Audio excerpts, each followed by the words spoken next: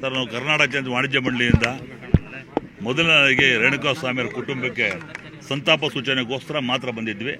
ಇದ್ರ ಬಗ್ಗೆ ಸಂಪೂರ್ಣ ಮಾತಿನ ಪ್ರೆಸ್ ಮೀಟ್ ಮಾಡಿದ್ದೀವಿ.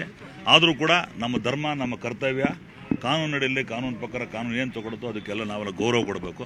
ಭಾಳ ಬೇಜಾರಾಯಿತು ತಂದೆ ತಾಯಿ ನೋಡಿ, ಆ ಧರ್ಮಪತಿಯವರು ಭಾಳ ನೋವಾಯಿತು. ನಮಗೂ ಅಣ್ಣ ತಮ್ಮ ಅಕ್ಕ ತಂಗಿದ್ದಾರೆ.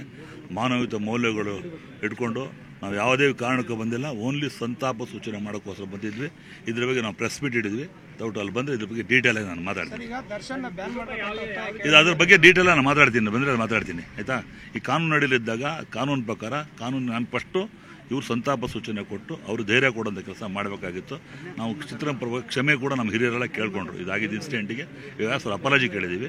ಅದರಿಂದ ಮುಂದಿನ ವಿಚಾರ ಡೀಟೇಲ್ ಆಗಿ ಅವರು ನಿರಂತರವಾಗಿ ಅವ್ರ ಕಷ್ಟ ಕಾರ್ಪಣ್ಯಗಳೇ ನಮ್ಮ ಕೈಲಾಗಿ ಸಪೋರ್ಟ್ ಮಾಡ್ತೀವಿ. ನಮ್ಮಲ್ಲೂ ನಮ್ಮದೇ ಒಂದು ಕಾನೂನಿದೆ.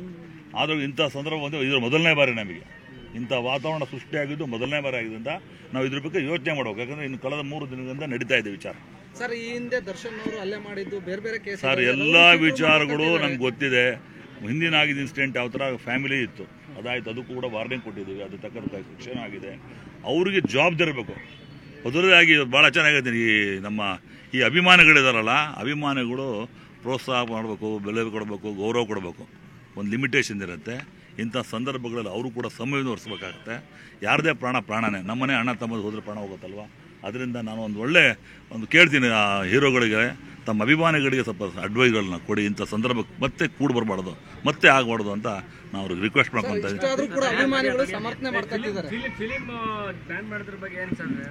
ಸರ್, ಅದರ ಬಗ್ಗೆ ಇವತ್ತಿನ್ನೂ ಪೊಲೀಸ್ ಎನ್ಕ್ವೈರಿ ನಡೀತಾ ಇದೆ.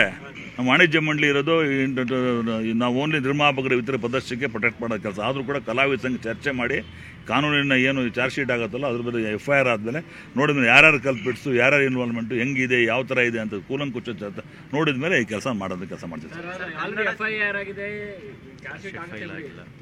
FIR ಆಗಿದೆ ಸರ್, ನಮ್ಗೆ ಇನ್ನೂ ಬಂದಿಲ್ಲ. ಯಾರ್ಯಾರು ಇನ್ನೂ ಫೈನಲ್ ಆಗಿದೆ 3 days ಆಗುತ್ತೆ. ಆಮೇಲೆ ಡಿಸೈಡ್ ಮಾಡಿ ತಮಗೆ ತಿಳಿಸ್ತೀವಿ.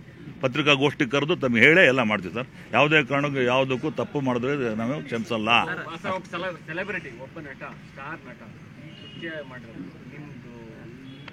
ಸರ್, ಯಾರಿಗೆ ಆಗಲಿ ಸರ್, ಪ್ರಾಣ ನಮ್ಮನೆ ಮಕ್ಕಳು ಹೋದ್ರೆ ಪ್ರಾಣ ಹೋಗಲ್ಲ ಬಿಡ್ತಾರೇನ್ರಿ? ತಪ್ಪೇ. ನಾವು ತಪ್ಪನ್ನ ಸರಿದೋಸ್ಕೊಂಡು ಸಮಾಜ ತಪ್ಪಲ್ವ. ಅದರಿಂದ ತಪ್ಪಾಗಿದೆ, ಅದನ್ನು ಖಂಡಿಸುವಂಥ ಕೆಲಸ ನಾವು ಕೂಡ ಮಾಡ್ತಾ ಇದ್ದೀವಿ. ಯಾರ್ಯಾರು ತಪ್ಪಿಸ್ತಾರೋ ಅವ್ರು ಶಿಕ್ಷೆ ಕೊಡುವಂಥ ಕೆಲಸ ನಾವು ಪೊಲೀಸರು ಪ್ರಾಮಾಣಿಕವಾಗಿ ಎನ್ಕ್ವೈರಿ ಮಾಡ್ತಾರೆ. ಬಿಟ್ಬಿಡಿ, ಒಂದು ಅವಕಾಶ ಕೊಡಿ.